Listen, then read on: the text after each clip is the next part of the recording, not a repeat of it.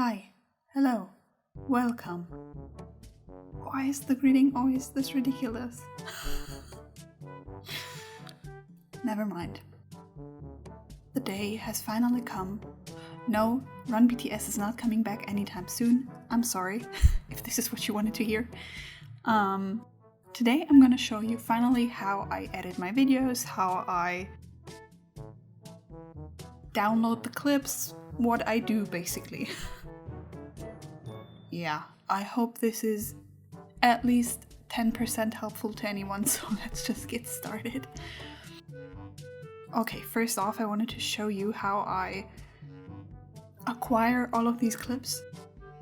One way is to use, I'm gonna put the name on screen since I don't want to butcher any names.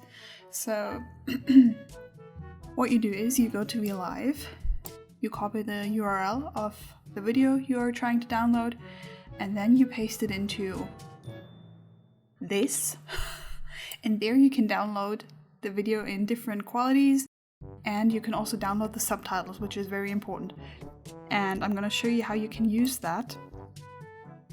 I'm using Adobe Premiere Pro to edit my videos, so I will first drag in the video clip that I just downloaded, and then I will drag the SRT file into the library or whatever that thing is on the left side of the screen. And from the library thing, I can drag the subtitles onto the timeline, and there they will be magically attached to the timestamp that they were originally at. So this is very, very handy and helpful.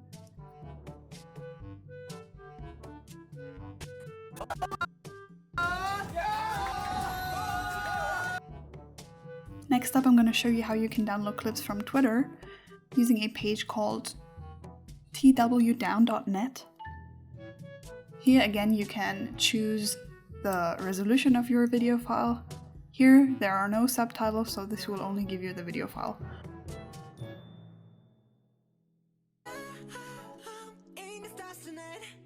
The next tool is called 4K Video Downloader. This is what I use for YouTube videos. Here you can just copy any video you would like to download, and then you paste the link into the application.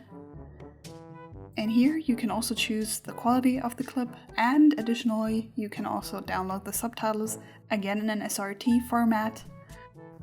By the way, I wanted to mention that I'm not affiliated with any of these companies mentioned or any of these applications mentioned. And lastly, I use OBS Studio for screen recording of, for example, material that's not so easily accessible, like, I don't know, in the soup, any behind the scenes. For the editing of my videos, I use Adobe Premiere Pro, as well as Adobe After Effects for a few special effects. And I use Photoshop for my thumbnails, and Adobe Audition for any kind of sound processing.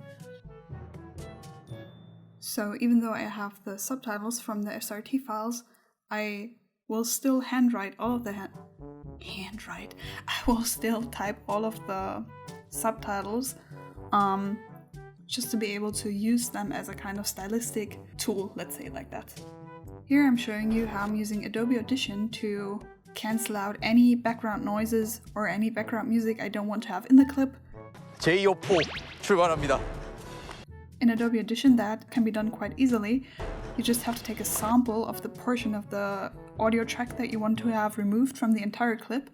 Then you have to capture the noise print. That's what it's called. And then you have to select the entire audio clip and basically delete all of this background noise from the original clip. So, okay, so this next thing is kind of weird in my opinion, because I'm not sure if you've realized, I think I've seen like 2 comments of people saying, where did the Korean subtitles go? Where did the Korean animations go to? Yeah, I photoshopped them out. So here you can see how I approach this kind of issue.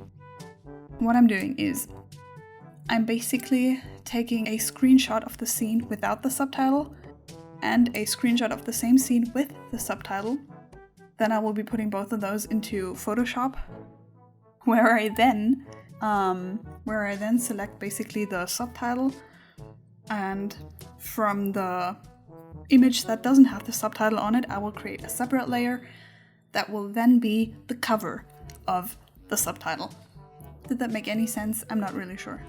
Then I will take this little cover thing and put it into Premiere Pro, where I then have to arrange it so that it covers the subtitle. So here I'm showing you what I mean with the subtitles, using them as a stylistic choice, because here I'm using a different font from what I would usually use, and I'm animating it with the mask option. Now I would like to show you how I use overlays. These you can also get from YouTube. You just have to search for effect overlays, or if you can think of anything in particular, then you can also just search for that.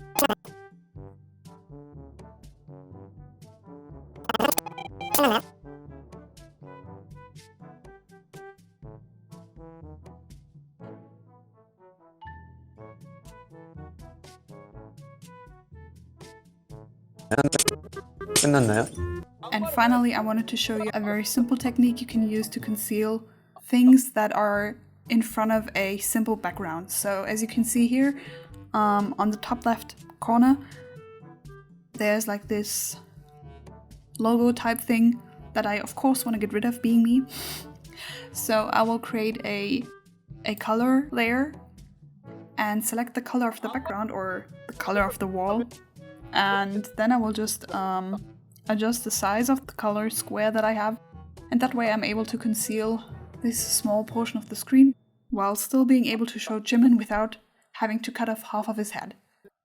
I just hate these, so I have to get rid of them. I'm sorry. I know, hate is like a very strong word. I have to rephrase. I strongly dislike them.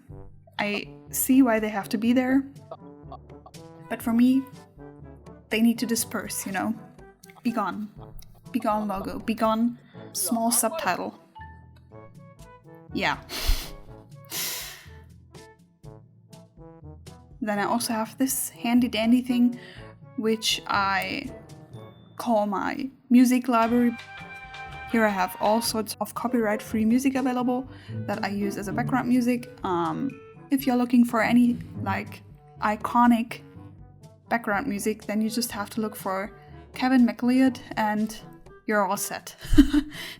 I think 99.9% of music you hear in the background is from him, so all credit goes to Kevin MacLeod for his incredible ability to create funny and ridiculous background music. I'm not entirely sure if he ever wanted to create ridiculous music, but here we are today. Not all of his music is ridiculous, but the few pieces that are being used for meme edits are pretty ridiculous, let's be honest here. And I also have a separate folder with sound effects that I use to store all of my sound effects in. I'm pretty sure you heard of them. The blinking sound effect is one of my personal favorites, as well as the squeaky sound effect and the quack sound effect. Many of you have been asking about tips for beginners and how you can start out with a channel.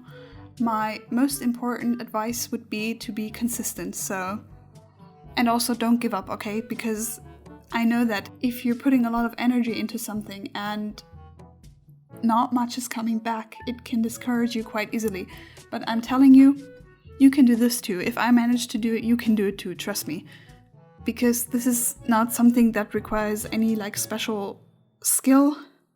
It just requires your passion for editing and for BTS, of course, a bit of patience as well, and yeah, that's it basically.